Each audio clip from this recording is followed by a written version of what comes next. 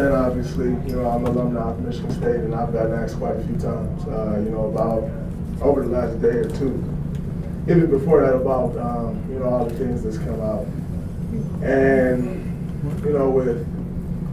as a diehard Spartan fan, as an alumnus, as a supporter, I wish those affected, whether you were touched by it, broken by it, shaken, whatever it did to you, I wish them well in their recovery. And, the victims and the other supporters, because it touches everybody in a different way. Whether you're a supporter and it, just kills your pride, or whether you're a victim and, you're going through the things that you're going through. So I wish them well in their road to recovery. I offer my support to Coach Dantonio and Coach Izzo in their efforts to rebuild and to help the victims in any way that they can. They say the true test of a man and his character is what he do in a time of adversity. And I know those two guys, will stand up and do whatever they can to help. And so I look forward to helping in any way I can. Those affected, like I said, supporters, most importantly the victims, in any way I can help, I look forward to that. And just wanted to start by saying that. Well, I'll ask one question about that then, Draymond. What do you feel about the leadership of your university during that's my statement on it. I wish the supporters well, and I wish, most importantly, the victims well. And on the road to recovery, it won't happen in a day. It won't happen in a year.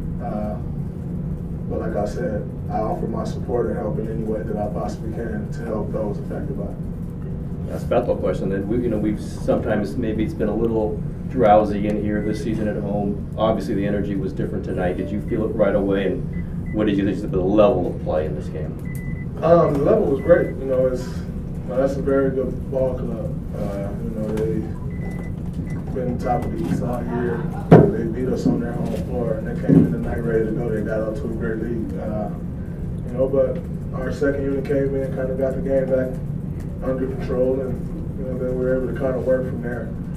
But the intensity level was great. The energy in the building was great. Very fun game to play. It's a team that we know we may possibly be down the road. So we understand that as well. But a very, very fun game to play. And Draymond, on that note, it is a regular season game, but it could be a TV guide.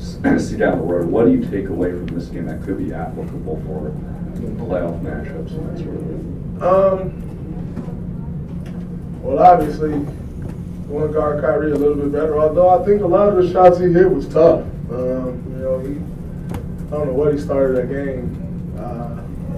I know he missed like 3 shots down the stretch, and he still, and he still ended up 13 of 18. So, and just really trying to guard him better from the start. But like I said, some of those shots, he's a great player, and some of those shots was just him, Kyrie being Kyrie, great contest, and he's just doing what he do.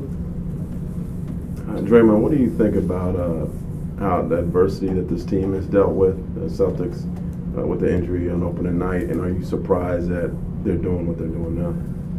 Well, with opening night, a guy you go out, sign to a max contract, all-star, goes down.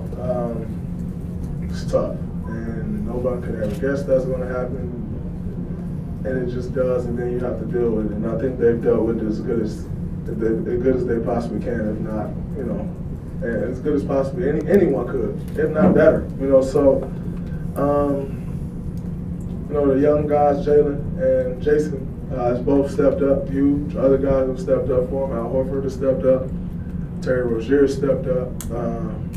Marcus Smart didn't play tonight, but he stepped up. And Kyrie's obviously Kyrie.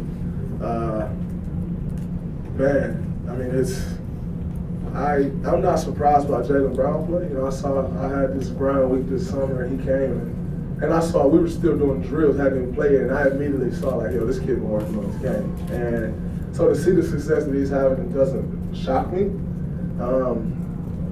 But I don't think anyone expected them to have the type of success they've had once, Gordon went down. But that's a true testament to that team. Kyrie's leadership and leading them, and other guys being ready to set the challenge and stepping up. They have the best defense in basketball numbers wise. What makes them so good defensively? Well, they're when you got two guys on the wing, 6'8", or 6'9", wherever they are. That type of length helps a lot, and then Al Horford, one of your backline defenders who's very smart. Kyrie, who's over the last couple of years has stepped his defense up a ton and started to take on those challenges and, has become a good defender. And then, they rotate guys with, Aaron Baines, who's a bruiser. Diaz come in who likes to bang, down on the block. I think that helps, so I would have to, and they go 6'8", 6'9", 6'9", or 6'11", 6'10", like that length is tough, and they're scrapping. So, you got to give them a lot of credit for that. Draymond, we've all seen games where Steph just kind of floats into 40 or whatever. Just kind of, he's just so good. But tonight you seemed like he had to get points. Did you see that difference in him where offense maybe was struggling because it's a great defense, obviously, but he's out there having to score and realizing that and taking that responsibility? One thing we always preach is ball movement, and the one thing that was so special about Steph night tonight, it wasn't like he was forcing anything. He just kind of took what the defense gave him, and it was a night where we needed it. Where everybody didn't shoot as well as normal. We needed somebody to step up and kind of carry the offensive load, and he did. Like you said, we've kind of become accustomed to him having games like that. But in a situation like this, top team in the East, they're a great team. When we needed the most, he came through for us. But that's kind of who Steph is. That's what he does for this team. That's no surprise. Draymond, you mentioned how good Boston's defense is, but they didn't have Marcus Smart tonight. How did his absence affect their defense and maybe contribute to Curry scoring at 45? I've never seen really one guy in particular to lock Steph up. So, obviously, not having, Smart affects them. He's one of their top defenders. But I've never seen anyone just lock Steph up. So, things like that was changing. No disrespect to him. I just haven't seen it. Maybe you have. But yeah, I have to say, 6 years now, I've yet to see that. So, yeah, I don't know. Last one for Connor. You've obviously seen Steph have nights like this many times, but every time he goes off like this, is it the same level of excitement? Like it never gets old, right? Does it kind of feel new every time still? I wouldn't necessarily say new, but it's still exciting. You see some of the shots that he makes.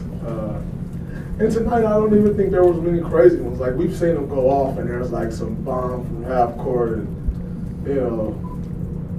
between your legs, crossover, behind the back, step back, falling away, three that hits nothing but net. Like, we've all seen that. I don't think it was much of that. He just kind of took what the defense gave him. So obviously 49 is 49, but I've seen crazier, and so unfortunately for him, I'm not that impressed by what he did. Thank you. KD will be here.